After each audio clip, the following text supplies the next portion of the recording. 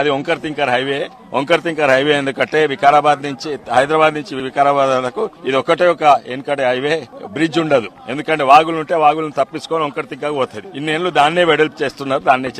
2017లో నేను ఎంపీ ఉన్నప్పుడు 2017 నవంబర్ అనుకుంటా నితిన్ గడ్కరీ గారు చెప్తే దీన్ని హైవే శాంక్షన్ చేసింది. దీంతో సహా ఇంకా తెలంగాణలో ఇంకో 10 హైవేలను శాంక్షన్ చేసింది. అప్పుడు టీఆర్ఎస్ ప్రభుత్వం ఉండే. దాని తర్వాత నేను ఎంపీ లేకుంటే తర్వాత టీఆర్ఎస్ ప్రభుత్వం వాళ్ళు నిధులు కేంద్రం శాంక్షన్ చేసిన హైవే శాంక్షన్ చేసిన ల్యాండ్ అక్విజిషన్ మాత్రము లోకల్ రాష్ట్ర ప్రభుత్వం పాత్ర. టీఆర్ఎస్ ప్రభుత్వం అక్కడ చేయలేదు. 4 ఏళ్లు డీలే. వాళ్ళకేంది రంగారెడ్డి జిల్లా చూస్తే వాళ్ళకి ఇక్కడ రియల్ ఎస్టేట్ కనబడుతుంది కానీ రంగారెడ్డి జిల్లా ప్రజలు కనబడదు. ఇప్పుడు వాళ్ళ రియల్ ఎస్టేట్ ప్రాజెక్ట్స్ కూడా అక్కడనే ఉన్నాయి.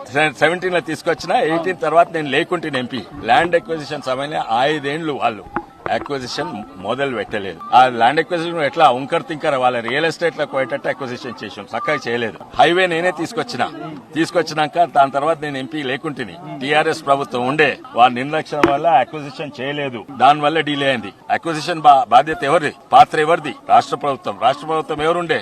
టీఆర్ఎస్ ఇప్పుడు పేరు మార్చుకున్నారు బీఆర్ఎస్ అని. వాళ్ళు అక్వైర్ చేయలేదు. లాస్ట్ కు మన అక్వైర్ చేస్తారా 100% ప్రయత్నం కాదు. ఉత్తరాల రాష్ట్రం ఇవన్నీ కూడా చేసినాము.